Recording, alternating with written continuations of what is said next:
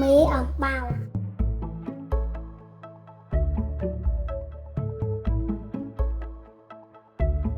ស្បែកជើង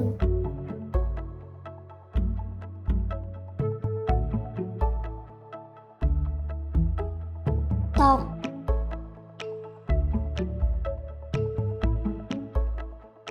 ម៉ៅដៃ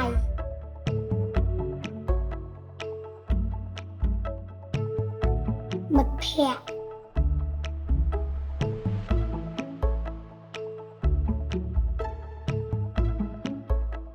មិត្តភក្តិរបស់ខ្ញុំ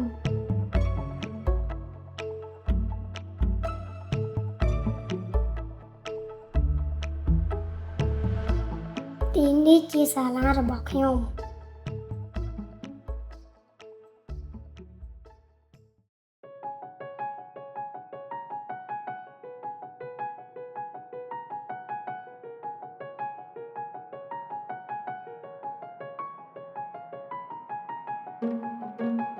ខ្ញុំឈ្មោះនីតាអាយុ9ឆ្នាំ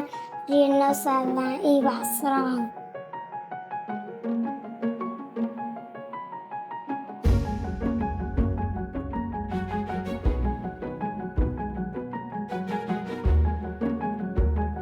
ថ្ងៃនេះគ្រូពេទ្យថ្មីមកសាលារៀនយើង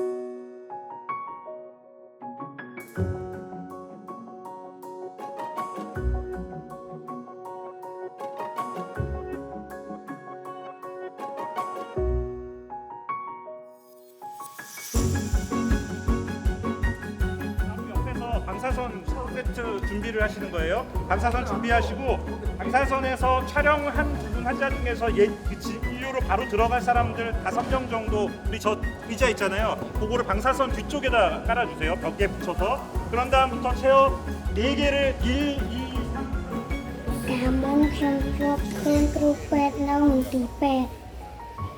ពីមុនខ្ញុំឃើញអ្នកគ្រូពេទ្យនៅមន្ទីរពេទ្យតែខ្ញុំមិនធ្លាប់ទៅពេទ្យថ្មីទេ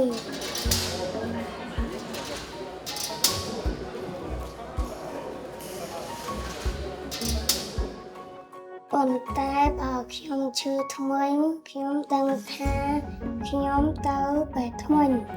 លោកគ្រូអ្នកគ្រូបានប្រាប់ខ្ញុំដូច្នេះ 그래야지 동선이 그러니까 요 나이는 적구랑 예술과 약국이 같이 있어야 돼. 약은 사실 많이 필요로 한 병만 앉아 있으면 되잖아. 네, 이게 너네가 편하긴 해. 저희가 혹시라도 뭐 얘만 먹어야 하거나 아니면 며칠치 줘야 하거나 이런 거 약간 정확하게 얘기해 주시면 그거는 이제 얘기하시는 선생님이 하시겠지. 그래서 바로 옆에 있어야 이분은 약을 뭐뭐 주세요 말로 하면 바로 전달이 되니까 뭐 잘못 전달되는 일도 없고 그게 낫겠어. 떨어져 있는. ចាប់តាំងពីថ្ងៃនេះរយៈពេល5ថ្ងៃលោកគ្រូអ្នកគ្រូពេទ្យថ្មីពួកគាត់នឹងជួយព្យាបាលនិងពិនិត្យថ្មីរបស់មិត្តភក្តិនៅក្នុងសាលានិងអ្នកភូមិ 나타나서 저게 사실 저희 옛날에 저런 방식으로 했었거든요. 윤재, 주민재, 6번 이영택, 민세연, 7번 정해진 사람 없고 도경민 어시스트 이렇게 해가지고 오후 시간 돌려보도록 하겠습니다. 지금 나머지는 어시스트랑 숫자 선생님들이 지금 매칭해서 원하시는 스타일대로 세팅을 시켜주세요.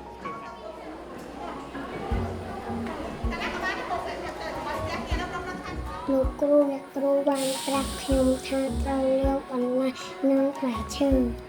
ទើបមិនឈឺពោះ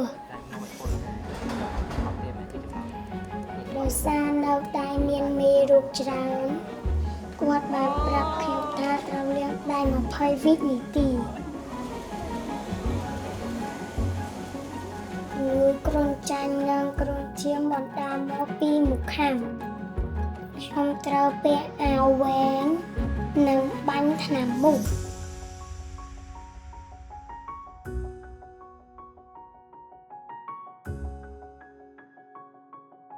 គាត់ក៏បានសួរឈ្មោះរបស់ខ្ញុំហើយក៏សួរខ្ញុំថាឈ្មោះកន្លែងណាគាត់សើចដាក់ខ្ញុំយ៉ាងស្រស់ស្អាត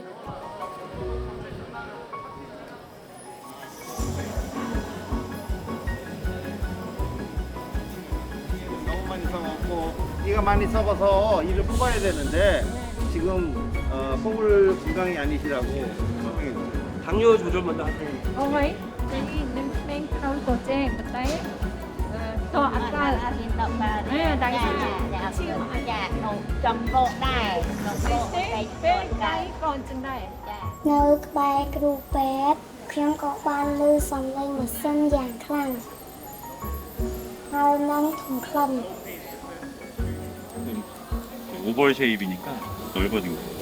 넓은 거죠. 내일 필링을 해주면 우리가 5살 소녀 친구의 치아를 하나 살려준 거죠.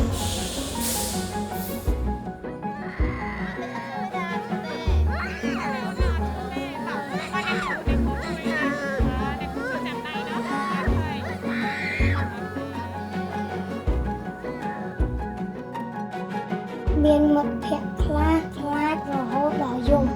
តែខ្ញុំអត់យំទេពេលខ្ញុំធ្វើមុខព្រៀងក្រំគ្រូពេទ្យក៏ចាប់ដៃខ្ញុំដូច្នេះខ្ញុំអត់យំទេគ្រូពេទ្យក៏ប្រាប់ខ្ញុំថាកុំផឹកភេសជ្ជៈច្រើនពេកបើខ្ញុំញ៉ាំនំចំណីញឹកញាប់នោះនឹងធ្វើឲ្យខ្ញុំពុកដល់ថ្មី3ដងក្នុងមួយថ្ងៃបន្ទាប់ពីញ៉ាំបាយហើយអូមានគេទៀតមក Like this. So between the teeth and gum. So careful brushing. Okay. អូខ្ញុំត្រូវដល់ថ្មីអញ្ចឹងធ្វើឲ្យបានស្អាតល្អធ្វើអញ្ចឹងបានថ្មីខ្ញុំមិនពុកខ្ញុំគិតថាខ្ញុំត្រូវដល់ថ្មីជារៀងរាល់ថ្ងៃនៅលើអាវលោកគ្រូអ្នកគ្រូមានរូបដើមឈើដើមឈើនោះមានន័យថាសេចក្តីជំនឿអ្នកដែលពាក់អាវទាំងនេះពួកគេចែកចាយអ្វីដែលពួកគេពូកែទៅអ្នកដទៃពិតជាលំមែនពួកគាត់ព្យាបាលអ្នកដែលឈឺហើយក៏បានជួយមនុស្សជាច្រើនហើយក្រោយប្រសិនបើខ្ញុំមានអ្វីពូកែខ្ញុំក៏ចង់ខ្លាចជាមនុស្សដែលចេះជួយអ្នកដទៃផងដែរ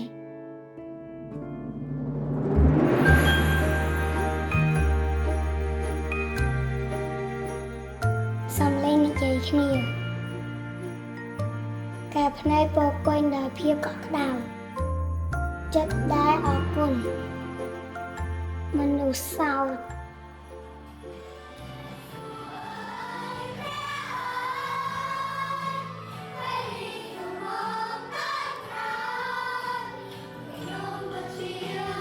ជំរាបលាថ្ងៃក្រោយជួបគ្នាម្ដងទៀត